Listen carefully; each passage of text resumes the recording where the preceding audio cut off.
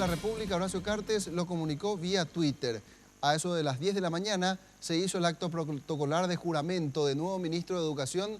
Enrique Riera fue el designado para este proceso de pacificación con el sector estudiantil del nivel secundario. Según Enrique Riera, está abierto al diálogo en el lugar y en la hora en que pretendan o así lo determinen los estudiantes.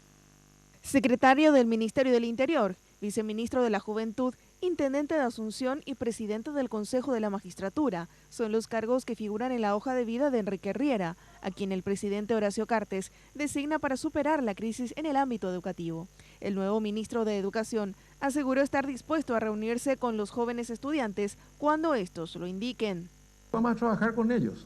Yo creo que tengo la posibilidad de conversar con ellos, escucharlos donde fuere, a la hora que sea. No me importa ni el local, ni la hora, ni el momento. Cuando estén listos, cuando sea convocado o los voy a convocar yo, como quieran.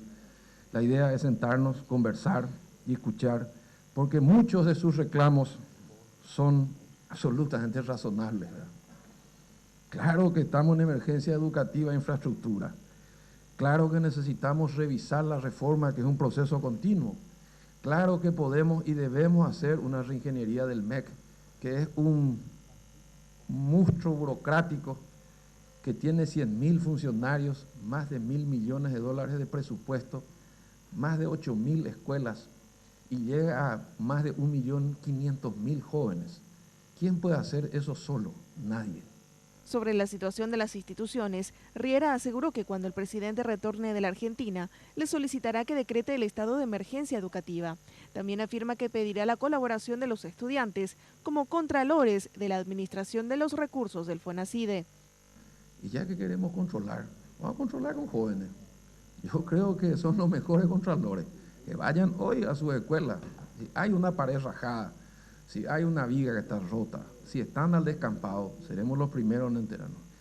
Si bien dijo no estar adentrado en los detalles, el nuevo ministro también se mostró complaciente con las modificaciones solicitadas por los estudiantes sobre el sistema de elección y funcionamiento de los centros estudiantiles. También se dirigió a sus detractores, quienes critican su designación, recordando que bajo su gestión como intendente se produjo el incendio del supermercado Licuabolaños.